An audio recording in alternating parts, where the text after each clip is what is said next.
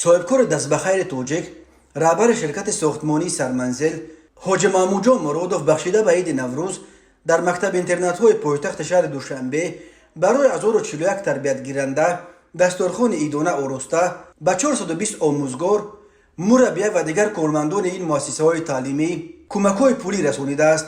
اسام‌الدین بابازاده روز 1 اپریل سال 2023 با نشر بیش از 50 عکس از جریان این معرکه در گروه فیسبوکی سرایست معارف شهر دوشنبه خبر داد که از جمله در مکتب اینترنت رقم 1 برای کودکان یتیم و بیپرستار برای 500 نفر دستورخوان عیدانه آراسته شده 140 کارمند با کمک‌های پولی هوسمند گردیدند. همچنین به این مؤسسه به مبلغ 65,000 سومانی مواد گیگینی تقدیم کرده شد. اینچنین برای 106 تربیت گیرنده مکتب اینترنت مخصوص تحصیلات اساسی رقم 2 ضیافت داده شده به 55 کارمند این مؤسسه مبلغ پولی تقدیم گردید.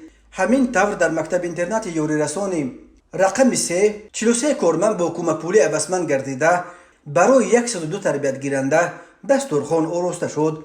همزمان برای 70 تربیت گیرنده مکتب اینترنت رقم 4 برای کودکان امکاناتشان محدود دستورخوان آراسته شده به 54 کارمند این مؤسسه مبلغ پولی تقدیم گردید. در مکتب اینترنت رقم 5 برای کودکان امکاناتشان محدود برای 186 نفر دستورخوان آراسته 68 کارمند با کمک پولی هوسمند گردانیده شدند. اینچنین دستورخوان عیدانه برای 77 تربیت گیرنده خانه کودکان سن تا مکتبی رقم 1 آراسته شده به 60 کارمند آن مبلغ پولی داده شد. حاجی محمودجان مرادوف وکیل مجلس شهر دوشنبه و رهبر شرکت ساختمانی سرمنزل با عملهای خیر خود نام برآورده است.